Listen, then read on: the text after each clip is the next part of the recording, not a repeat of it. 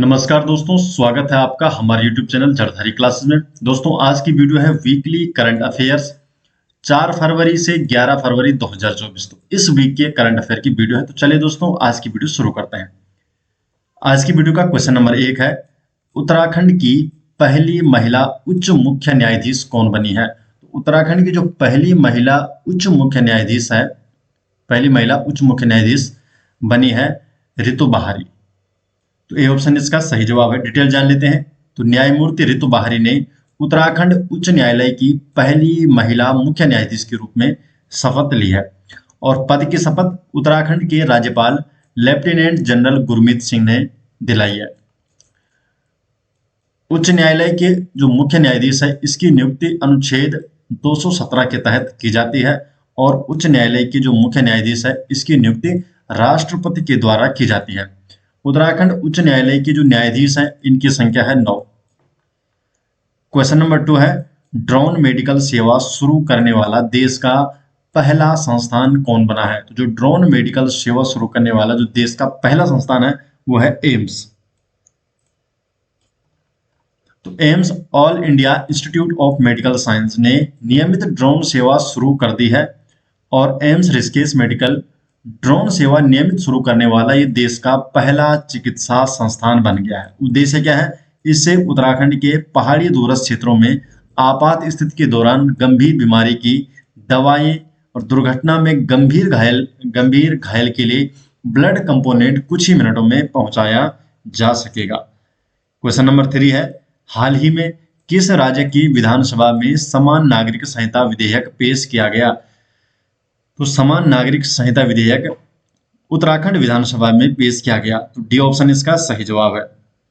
उत्तराखंड के सीएम पुष्कर सिंह धामी ने विधानसभा में समान नागरिक संहिता पेश कर दी है और समान नागरिक संहिता का मसौदा जस्टिस रंजना देसाई समिति की रिपोर्ट के आधार पर तैयार किया गया है। तो उत्तराखंड विधानसभा ने समान नागरिक संहिता विधेयक पेश किया है। क्वेश्चन नंबर 4 है, 2024 का भारत रत्न किसे मिलेगा?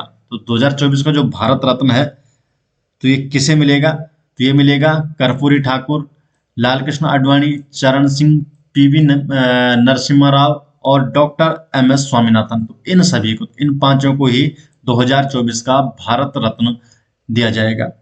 तो चरण सिंह ये 28 जुलाई 1979 से 14 जनवरी 1980 तक भारत के प्रधानमंत्री रहे हैं। पीवी नरसिम्हा राव ये 21 जून 1991 से 26 मई 1996 तक भारत के प्रधानमंत्री रहे हैं। और एमएस स्वामीनाथन जो है, ये है हरित क्रांति के जनक। स्वामीनाथन को 1971 में रेमन मैग्से पुरस्कार, 1986 में अल्बर्ट आइंस्टीन विश्व विज्ञान पुरस्कार, 1967 में पद्मश्री, 72 में पद्म भूषण और 1989 में पद्म विभूषण भी मिला है। कर्पूरी ठाकुर ये 2 बार बिहार के मुख्यमंत्री और 1 बार बिहार के उप मुख्यमंत्री रहे हैं। लाल कृष्ण आडवाणी ये 1980 में भारतीय जनता पार्टी की स्थापना के बाद सबसे लंबे समय तक इसके अध्यक्ष के रूप में इन्होंने कार्य किया था और ये पहले गृह मंत्री और बाद में अटल बिहारी वाजपेयी के मंत्रिमंडल में उप प्रधानमंत्री रहे हैं। दोस्तों, जो उत्तराखंड करंट अफेयर की नोट्स हैं, तो ये आपको मिल जाएंगे हमारे एप्लीकेशन में। अगर आप प्ले स्टोर पे सर्च करते हैं जड़धारी क्लासेस या उत्तराखंड जीके, तो फर्स्ट में ही आपको उत्तराखंड जनरल नॉलेज के नाम से एसजे ग्रुप का ऐप मिल जाएगा। उसमें जड़धारी क्लासेस के सभी नोट्स आपको देखने को मिल जाएगा। अगर आप जड़धारी क्लासेस की ई बुक चाहते हैं, तो उसके लिए आप गूगल में सर्च कीजिए jardhariclasses.in। तो इस वेबसाइट में आपको जड़धारी क्लासेस के ई बुक नोट मिल जाएंगे। वहां से आप जड़धारी क्लासेस के ई बुक भी ले सकते हैं।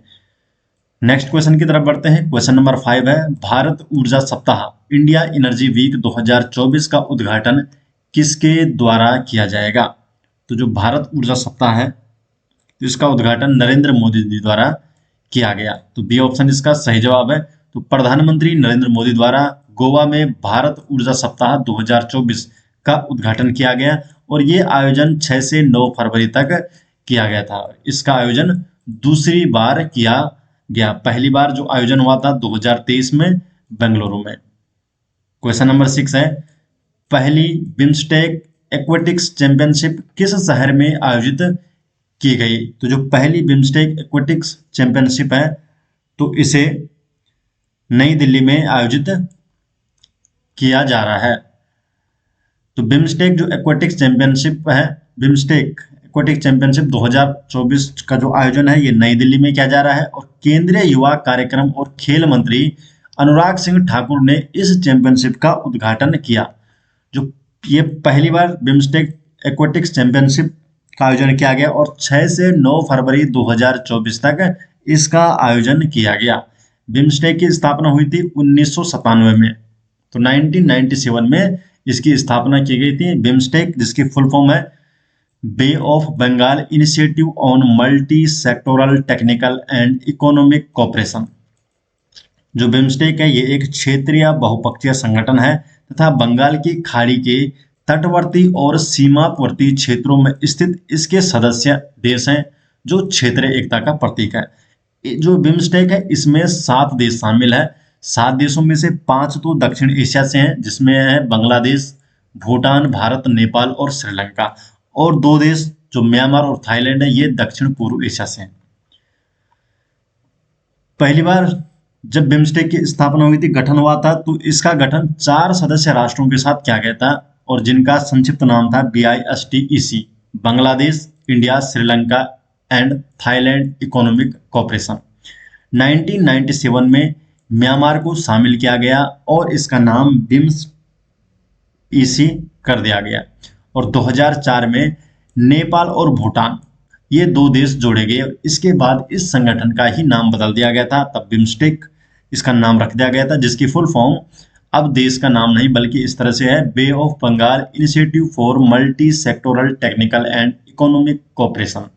तो ये इसका नाम कर दिया गया था वर्ष 2004 के बाद जब नेपाल और भूटान को इसमें शामिल कर दिया गया था।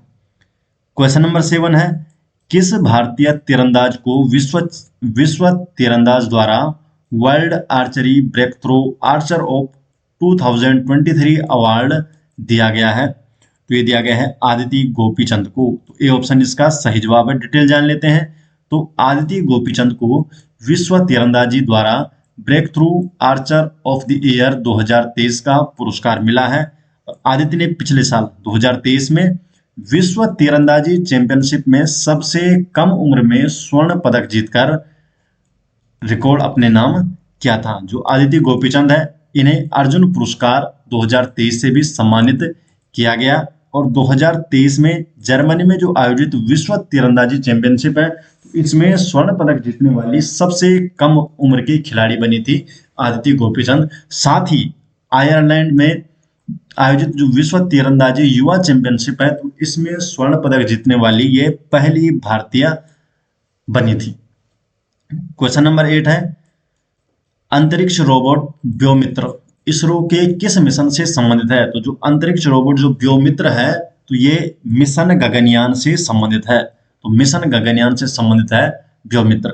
मिशन गगनयान ये भारत का पहला मानवयुक्त अंतरिक्ष मिशन है और गगनयान को इसरो द्वारा 2025 में प्रक्षेपित किया जाएगा। तो 2025 में से प्रक्षेपित किया जाएगा। जो व्योमित्र है ये शब्द संस्कृत भाषा के 2 शब्दों से मिलकर बना है, व्योम और मित्र, जिसका अर्थ है अंतरिक्ष एवं मित्र। क्वेश्चन नंबर 9 है, फरवरी 2024 में कुल कितने भारतीय संगीतकारों ने ग्रैमी अवार्ड पुरस्कार जीता है? ग्रैमी अवार्ड जो पुरस्कार है तो ये कितने भारतीय संगीतकारों ने जीता है? तो ये जीता है 5 भारतीय संगीतकारों को 2024 का ग्रैमी अवार्ड पुरस्कार मिला है। तो हाल ही में 66वें ग्रैमी अवार्ड के विनर्स की घोषणा हो चुकी है और इस बार अमेरिका के लॉस एंजल्स में इस इवेंट का आयोजन किया गया था। जो ग्रैमी अवार्ड है ये संगीत जगत का सबसे बड़ा अवार्ड माना जाता है। जैसे फिल्मों में ऑस्कर सबसे बड़ा सम्मान है वैसे ही म्यूजिक में ग्रैमी अवार्ड सबसे बड़ा सम्मान माना जाता है और संगीतकारों को दिया जाने वाला इस सबसे बड़े अवार्ड की जो शुरुआत है 1959 में की गई थी। जो ये अवार्ड है ये अमेरिका के national academy of recording arts and sciences NARAS के द्वारा दिया जाता है। किसके द्वारा? National academy of recording arts and sciences के द्वारा ये ग्रैमी अवार्ड दिया जाता है। और जो पहला ग्रैमी अवार्ड जीतने वाले भारतीय हैं उनका नाम है पंडित रविशंकर। तो ये पहले भारतीय हैं जिन्हें ग्रैमी अवार्ड मिला था। ग्रैमी अवार्ड 2024 के जो अवार्ड है, तो जाकिर हुसैन को 3 अवार्ड दिए गए और राकेश चौरसिया इन्होंने 2 अवार्ड अपने नाम किए। वादक तथा बांसुरी वादक समेत 5 भारतीय संगीतकारों ने ये पुरस्कार जीता है। इसमें हुसैन ने 3 ग्रैमी पुरस्कार और राकेश चौरसिया ने 2 पुरस्कार जीते हैं। 5 भारतीय कौन कौन से हैं जिन्हें ग्रैमी अवार्ड 2024 दिया गया है? तो तबला वादक है जाकिर हुसैन, बांसुरी वादक है राकेश चौरसिया है, शंकर महादेवन गायक के क्षेत्र में, वायलिन वादक के क्षेत्र में है गणेश राज गोपालन, और ताल वादक सेल्वा गणेश विनायक राम, ये है ताल वादक। तो इन 5 व्यक्तियों को ग्रैमी अवार्ड 2024 दिया गया है। क्वेश्चन नंबर 10 है, अंतरराष्ट्रीय ऊर्जा agency international energy agency IEA की रिपोर्ट के अनुसार दुनिया में नवीकरणीय ऊर्जा क्षमता में शीर्ष देश कौन सा है? तो जो आईईए की रिपोर्ट है, तो इसमें दुनिया में नवीकरणीय ऊर्जा क्षमता में शीर्ष पर है, पहले स्थान पर है चीन। तो चीन शीर्ष स्थान पर है। तो बी ऑप्शन इसका सही जवाब है। डिटेल जान लेते हैं। तो जो नवीकरणीय ऊर्जा होती है, ये एक ऐसी ऊर्जा है जो प्राकृतिक स्रोतों पर निर्भर करती है और ये कभी भी समाप्त नहीं हो सकती है और इसे लगातार नवीनीकृत किया जाता है। इसमें कौन कौन सी ऊर्जाएं शामिल होती है? तो वायु ऊर्जा, सौर ऊर्जा, हाइड्रो पावर, बायोमास और जियोथर्मल, ये सभी की सभी नवीकरणीय ऊर्जा के अंतर्गत आती है।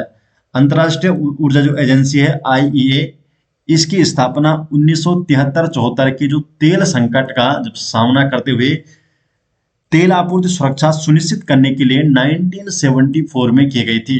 तो 1974 में आईईए की स्थापना की गई थी और वर्तमान में आईईए की जो फोकस है, इस 4 मुख्य क्षेत्रों पर इसका फोकस है। कौन कौन से 4 मुख्य क्षेत्र हैं? तो विश्व में ऊर्जा सुरक्षा, आर्थिक विकास, पर्यावरण जागरूकता और सहभागिता। तो इन 4 क्षेत्रों में आईईए फोकस कर रही है। क्वेश्चन नंबर 11 है, वाटर डाइजेस्ट विश्व जल पुरस्कार 2023-24 के तहत जल योद्धा पुरस्कार किसे मिला है? तो जल योद्धा पुरस्कार मिला है नोएडा प्राधिकरण को। तो ए ऑप्शन, नोएडा प्राधिकरण को जल योद्धा पुरस्कार दिया गया। तो नई दिल्ली में समारोह के दौरान नोएडा प्राधिकरण ने 2 श्रेणियों में वार्षिक water digest world water award 2023-24 जीता है। जो नोएडा प्राधिकरण है, इसने best STP, sewage treatment plant and water reuse category, तो इन 2 कैटेगरी में ये पुरस्कार जीता है। क्वेश्चन नंबर 12 है, वर्ल्ड गवर्नमेंट समिट 2024 का आयोजन कहाँ किया जाएगा? तो जो वर्ल्ड गवर्नमेंट समिट 2024 है, तो इसका आयोजन दुबई में किया जाएगा। दुबई में किया जा रहा है, तो दुबई में इसका आयोजन किया गया, वर्ल्ड गवर्नमेंट समिट 2024 का आयोजन। तो बी ऑप्शन इसका सही जवाब है। डिटेल जान लेते हैं। तो वर्ल्ड गवर्नमेंट समिट 2024 का जो आयोजन है, ये दुबई में 12 से 14 फरवरी के बीच आयोजित किया जाएगा और इस सम्मेलन में दुनिया भर के 25 से अधिक देशों के प्रमुख भाग लेंगे। इस वर्ष भारत, तुर्की और कतर, तो ये जो 3 देश है, ये गेस्ट कंट्री के रूप में इसमें आमंत्रित किए गए हैं और भारत की ओर से प्रधानमंत्री नरेंद्र मोदी इस सम्मेलन में भाग लेंगे। इस वर्ष जो थीम रखी गई है, भविष्य की सरकारों को आकार देना।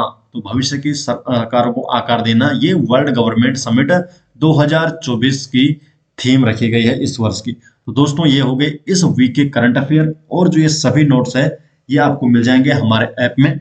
अगर आप प्ले स्टोर पे सर्च करते हैं उत्तराखंड जीके या जरधारी क्लासेस, तो फर्स्ट में ही आपको उत्तराखंड जनरल नॉलेज के नाम से एसजे ग्रुप का ऐप मिल जाएगा। तो उसमें जरधारी क्लासेस के सभी नोट्स आपको देखने को मिल जाएंगे। डेली करंट अफेयर हो गया, वीकली करंट अफेयर हो गया, रीजनिंग हो गया, हिंदी के नोट्स हो गए या उत्तराखंड जीके के जो भी नोट्स है वहां से आप पढ़ सकते हैं।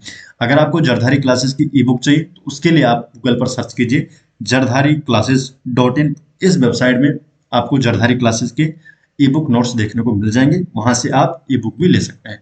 तो मिलते हैं दोस्तों नेक्स्ट वीडियो के साथ, तब तक के लिए आपका बहुत बहुत धन्यवाद।